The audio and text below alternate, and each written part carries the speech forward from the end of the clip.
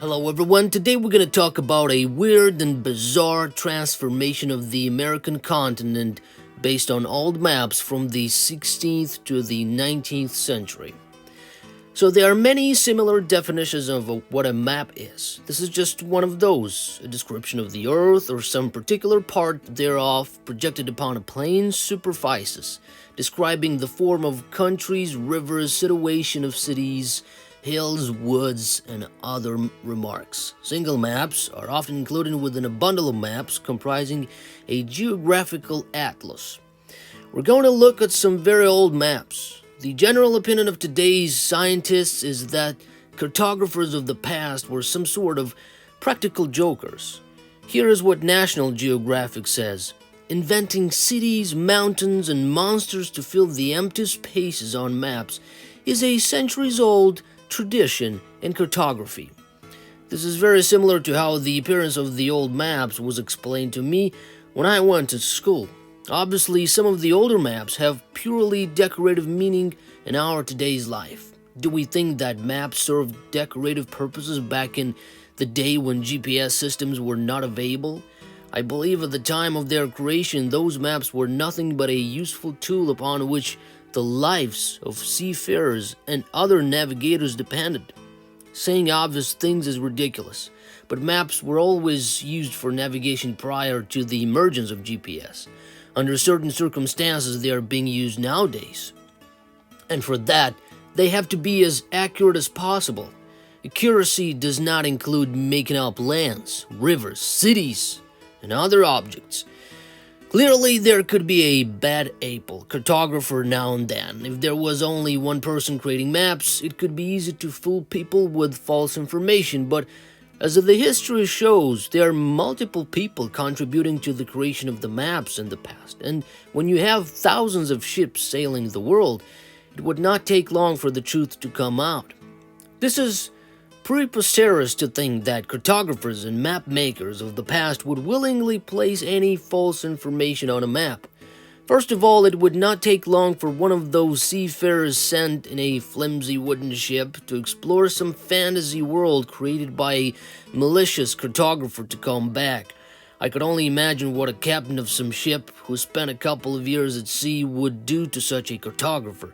It's not hard to understand that false maps could spell death under certain circumstances.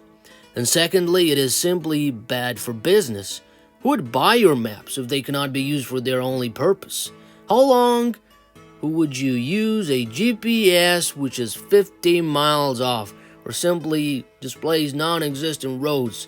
In reality, this is what happens to some people when their navigation systems provides as much as inaccurate information. Have a look. You never got into such a situation? I had. Yet we're being spoon-fed this nonsense about creative fantasy of the cartographers of the past. At the same time, when you look at the 16th, 17th, 18th century maps, you can't help it but notice that continents looked very different, and our traditional scientists, limited by their dogmatic teachings, found an explanation. In their opinion, the smartest minds of the past were faking the world geography. My opinion is insignificant, but I disagree. Not going to talk about the map making process in itself, but if you are interested, you can have a look on this link. Let us take a look at how the North American continent was changing its outline with time. I just picked up a few maps pertaining to different time frames to illustrate the changes. Please notice obvious visual attributes shared by the suggested groups. It also appears there was enough time to notice a map discrepancy. Yet the maps stay consistent throughout their respective time frames. So the following years throughout 1570,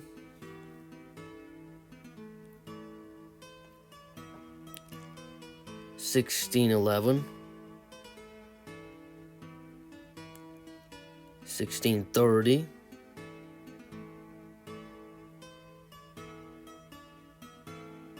1642. Already many differences on it. Have a pause on the video on the picture and study them by ourselves. 1652 here. The above maps are the last ones to contain Hyperborea. This one in the image. Now on the maps of 1664, 1682, let's have a look again. Do you notice something? Not yet. 1700s. Terra Incognita, the north side, innit? How it changed from the 1664, 1682, 1700s. Now let's have a look. 1714. Still incognito. 1716, more Terra Incognita, but before on the other old maps, there was no Terra Incognita there. There was actually on the map something.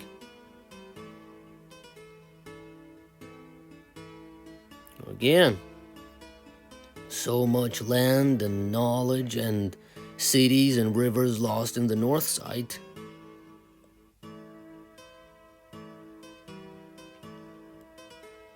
(1750 to 1752). Let's examine these two ones.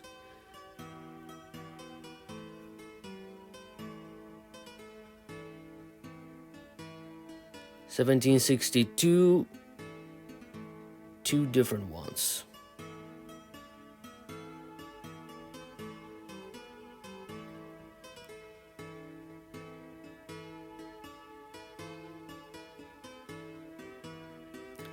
Now let's have a note that Mer de l'Est, Western Sea, originally the goal of exploration during the French regime, was the stuff of wistful thinking obligingly corroborated by Indians.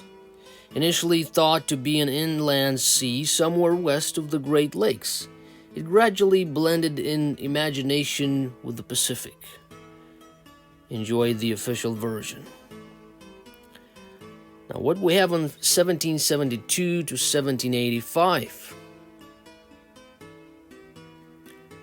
The land is getting acquired back. Bought or just first time explored and first time found? What about on the old maps from 1600s when it was already there and with another description? All right. We start finding more land. Let's see throughout these years: 1796, 1803, 1815, 1831, and 1852. Let's see throughout what's happening.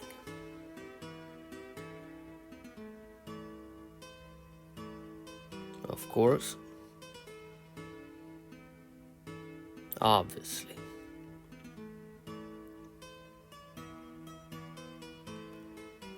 And full map now. I think there is an obvious and consistent transition from one continental outline to the next. Sure enough, it is more convenient to explain the above transformation with the official speculative theory provided in the very beginning of this article. Personally, I doubt that cartographers of the old were making stuff up. Obviously, there could be a certain degree of error, but not to the point of ridiculous recarving of the map. What if continents looked exactly the way they were depicted on the above maps? Could something cause the water level to rise? Just maybe the North American continent suffered a catastrophic event along with the rest of the world. Map makers and cartographers were desperately trying to reflect on the current state of things while the North American continent was still changing its outline. In the 19th century, the outline finally stabilized. Thank you for your time. Make sure you hit that like button. Let me know down in the comments what do you think about all that, and share these videos all around. This really helps to bring more people around that are asking questions.